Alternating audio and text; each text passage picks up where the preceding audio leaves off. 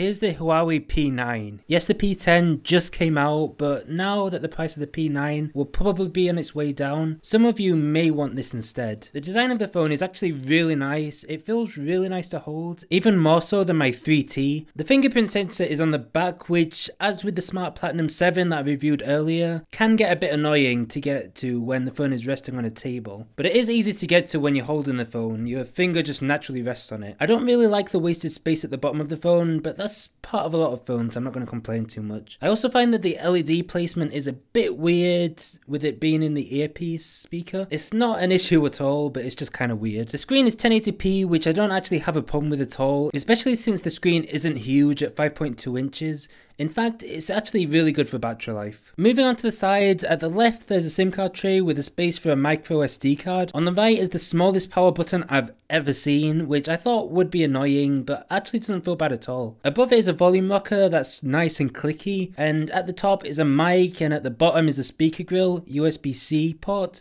with fast charging, and another mic, and a 3.5mm headphone jack. On the back is the camera and flash, more on that later, and the fingerprint sensor, which actually does more than just unlock your phone. So the fingerprint sensor is actually really responsive and works really well. It's very reliable, easy to feel, and unlocks your phone relatively quickly. Gesture wise, it's great. As with the Pixel that was actually released after this phone, you can swipe up and down to bring up and down the notification center. This is actually extremely useful and a feature that I use all the time. Although it doesn't push up incoming notifications and you can't pull down notification center while the notification's on the screen, which is really annoying. It can also be used to swipe through photos in the gallery app, although it doesn't work in Google's photo app. And you can also long press on it to answer calls, stop your alarm, and you can even take pictures, which is great to do for portrait photography and for selfies. But it isn't really convenient for landscape. But that's fine because you still have the on-screen buttons as well as the option to use the volume button in settings. And talking about settings, this camera app is jam-packed full of features. You have the full Pro mode that you can get to by swiping up on this little bar.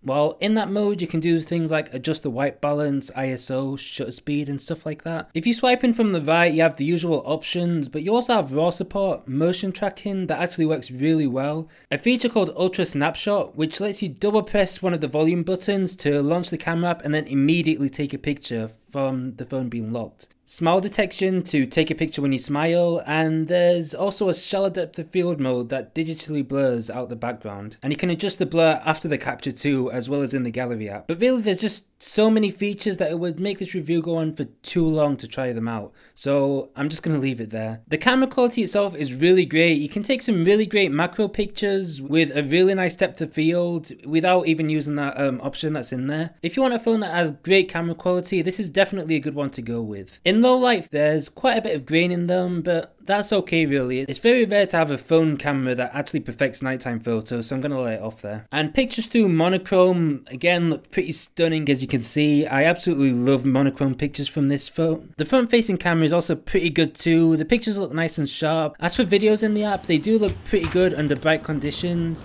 It focuses relatively quickly and it isn't the best in video quality, but it looks fine. For some reason, 1080p at 60 frames per second is the highest available resolution. Don't know why they don't offer 4K. The camera app itself is easy to navigate. It captures quite quickly, but it can take a while to launch sometimes. That's the thing about this phone. It just isn't as stable as I think it should be. Apps crash much more regularly than is acceptable really.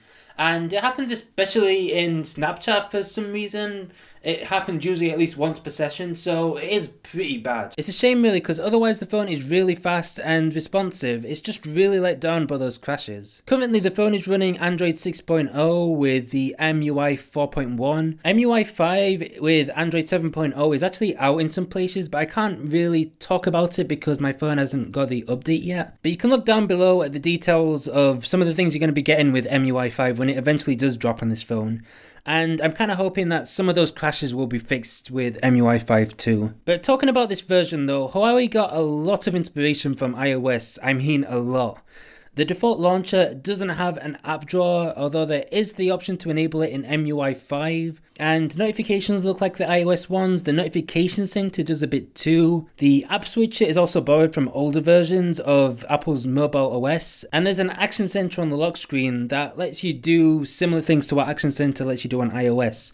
although it doesn't actually work that well with Spotify. As with the camera app, it's packed full of features and it has great animations. Right from the get-go, the lock screen has the option to have a rotating selection of images. Notifications have a really nice feature where you can swipe down on them when they first show up, and you can accept or deny the notifications from showing up in that app. And I personally also like being able to see the available RAM in the app switcher. You can also swipe along the nav bar at the bottom to use one-handed mode if that's something that you're interested in. And there's touch disable mode that disables touch when the top bezel is covered to prevent the screen from doing stuff while it's in your pocket. There are quite a few other little features too, but there are some that really bother me. For example, this phone keeps switching off Bluetooth for some reason. I think maybe to save battery life or something. But the problem with that is that it keeps disconnecting from my smartwatch, so notifications and stuff don't come through, which is really annoying.